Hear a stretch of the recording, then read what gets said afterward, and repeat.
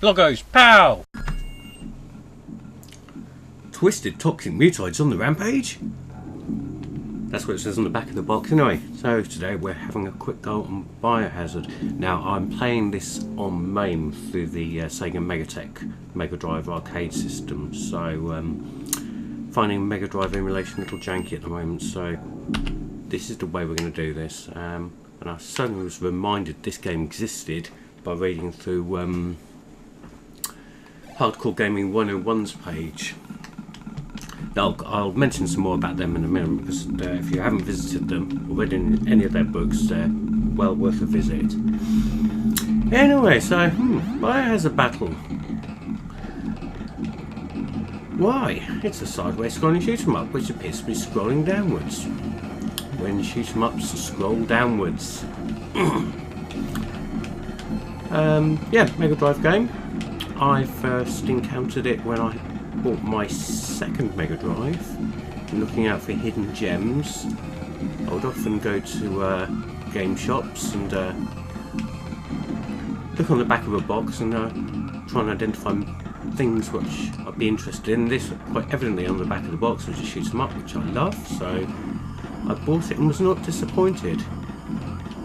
This game, not that you can see it so far, you win in a few levels, looks absolutely fantastic.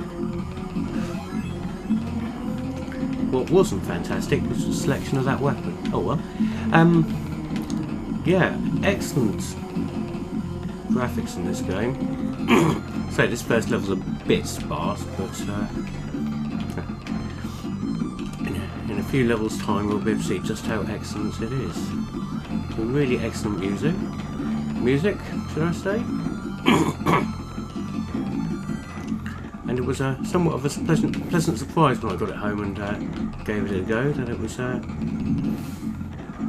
good shoot 'em up, which wasn't based on an arcade game, and also one I wasn't aware of, which I don't remember it being reviewed in Mean Machines or magazines like that. That's another strange thing. Stage 1, no boss at all. But yeah, I don't remember it being reviewed in Mean Machines, but you know, I didn't always buy magazines back in 1992.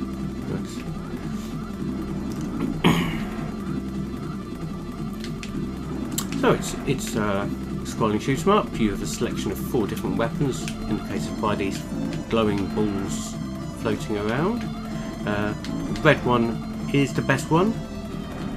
There's 4 ships to choose from. Now I've chosen the ship which some people recommend as the hard ship, but I really do love this bouncing laser. Just completely clears the screen sometimes. Yeah, so 4 ships, each with a different weapon set. There's a total of 7 weapons. 2 red, 2 blue, 2 green, no, 1 green and 2 yellow. And each ship has a different variety of these weapons. So you get this bouncing laser on 2 of the ships. It's replaced by a homing laser on 2 of the other ships. So bollocks.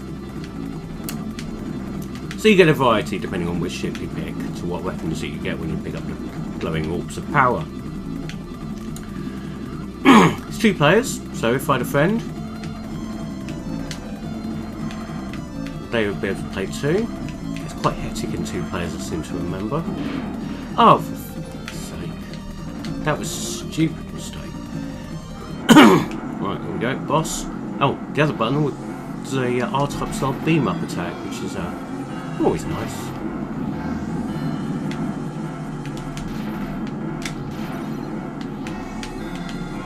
Keep on forgetting to use it.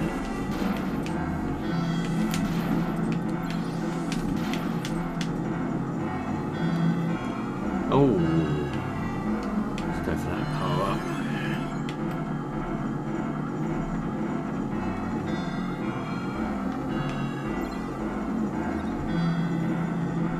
Yes, as I mentioned earlier, Hardcore Gaming 101 website. Google it, go find them. Don't Google other hardcore things, you'll find yourself in trouble. But Hardcore Gaming 101, very in-depth website which caters to classic gaming, some of it obscure, some of it not so obscure. They really go into depth with their write-ups. They've started printing their own books. They started off with a classic point-and-click adventure book, then went on to do a series of books about companies and their games. Like they did one based on Konami shoot 'em ups, did one based on Sega arcade games, Taito arcade games, and Data East arcade games. They've just released on Amazon to buy, literally yesterday, their shoot 'em ups book, which I was browsing through the contents online. I've ordered it, it's on its way, at Biohazard Battle. So I thought, oh shit man, I haven't played that in ages. So here we are playing Biohazard Battle this morning.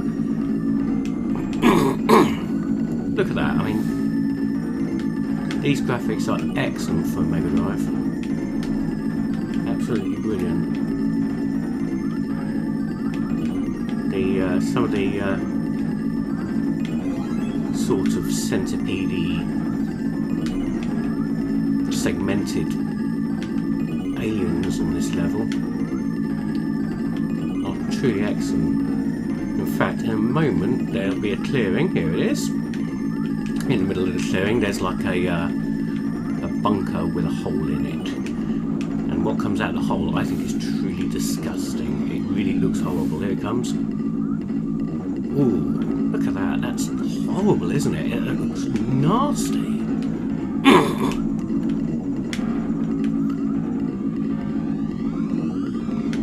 It's not dead yet either. I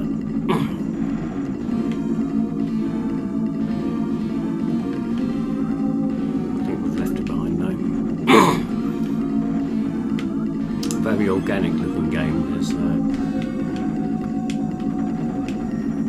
It's not organic horror like Giga. And those look like they're from Nausicaa. And those peas look like they're from Captain Birdseye.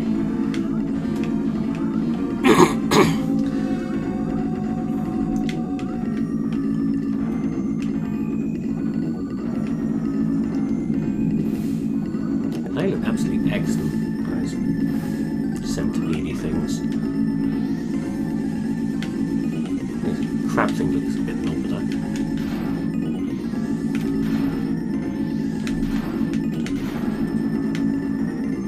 Let's get the other side of him.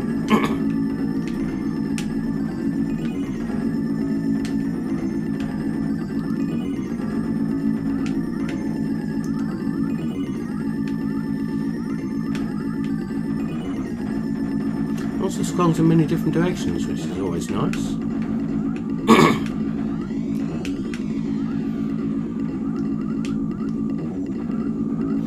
So what's the deal then? This is, I'm not entirely sure what the plot is of this. I do have the Mega Drive box in front of me, and I'm sort of trying to look at it while playing, which probably isn't a very good idea.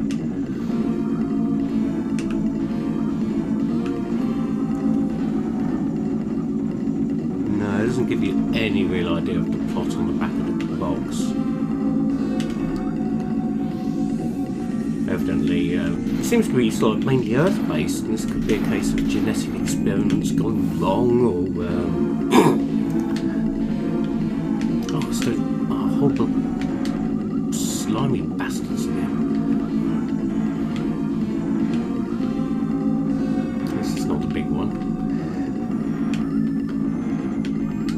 Yeah, so has mankind gone too far? Has Captain Birdseye put too many things in his frozen peas? Who knows? This could be why we're having so much of a biohazard battle. Oh, this is the boss which is on the cover of the, at least in the American cover art, which is the version I've got. The Japanese version is called Crying, and then something in Japanese afterwards, which I can't remember what it is, but it's crying.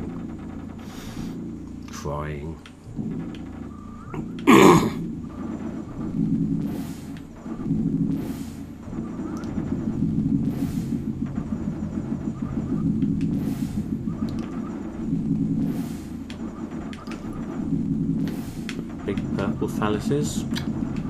That's something else you don't want to Google at work.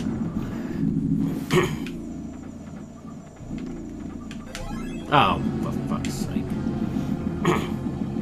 No, well done me, I picked up the shit green weapon. Oh, I remember this. The beam up function is very useful at this point. Oh, let's have the yellow weapon. Yes. Now the yellow weapons, I think, one of the only weapons which can deflect enemy bullets, I think. Go on, shoot at me. Oi! Blobby McBlobberson. Right. Next time you have a chance to kill somebody, don't hesitate. No, wait. Die Hard quoted an Harmony voice doesn't work. Oh, crap. That's one thing that does can slightly get on your nerves. There's a sudden scrolling shift and find yourself flying into a wall.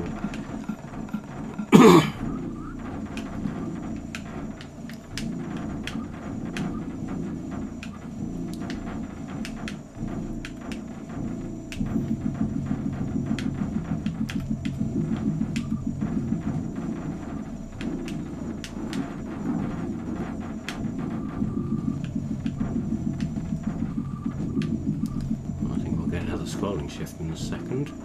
Now we've got a flickery worm.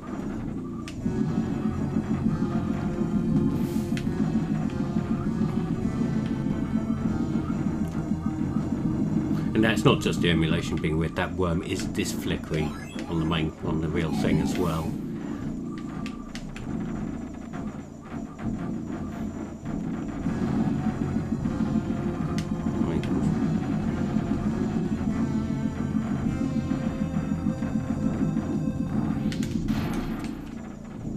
Oh, stupid crystally things. There's like a pattern to these. Actually, these bouncing lasers gonna fuck them up big time. That's good.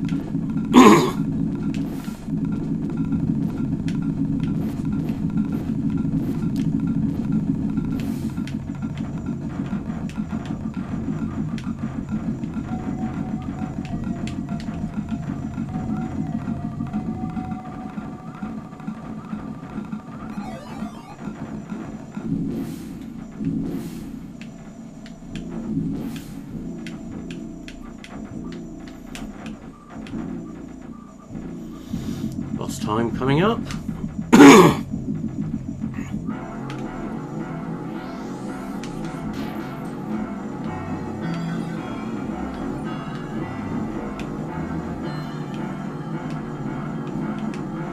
This boss reminds me of a bit of it's a bit like that R-Type boss mixed with that boss in Thunder Force 4 that screams at you.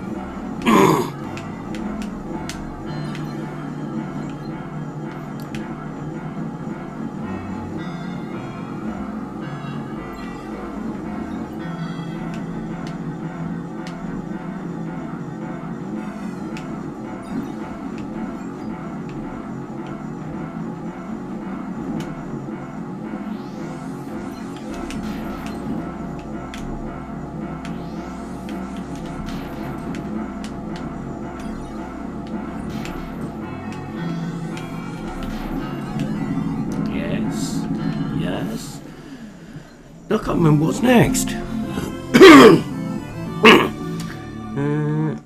8 levels of non-stop bone rattling action, it says on the back of the box, so we're over halfway through and it's now the underwater stage. Oh fuck.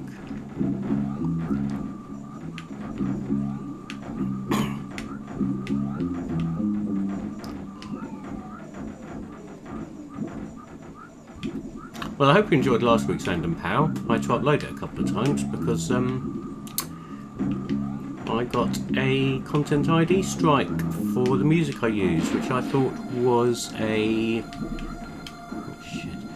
I thought it was a fair, you know, open license, whatever you call it, free piece of music.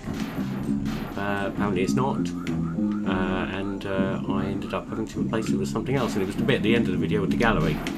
which those of you who like who used to watch children's BBC programmes back in the late 70s and early 80s would have remembered the gallery shit section with Tony Hart on his programme Take Heart.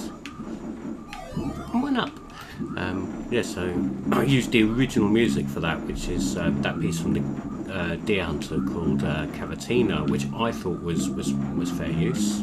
Apparently not, so I got an ID strike and then to go back and fuck! Change the last bit of the video. I should be concentrating. Stop warbling. I did use a different bit of music, which is another piece of music that Tony Hart used in the gallery, which hasn't been content ID'd yet. Shit.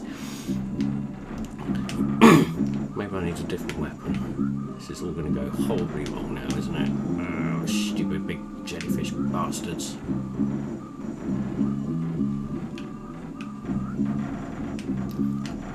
Oh, for fuck's sake.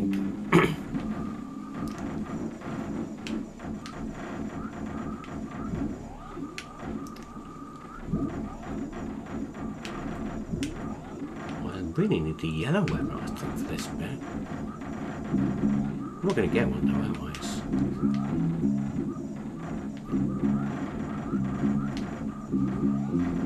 You can lay down like a suppressing shield of fire. Oh, actually, now these bubbly bastards have turned up. I'm quite glad I've got the red one now.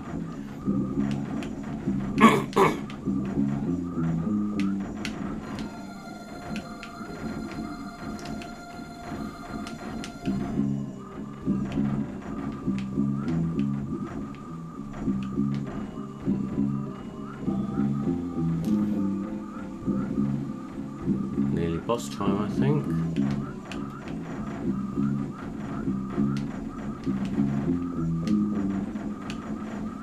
The last life.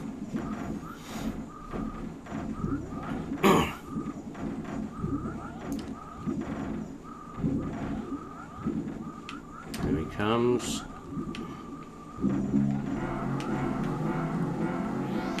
The manta ray of death.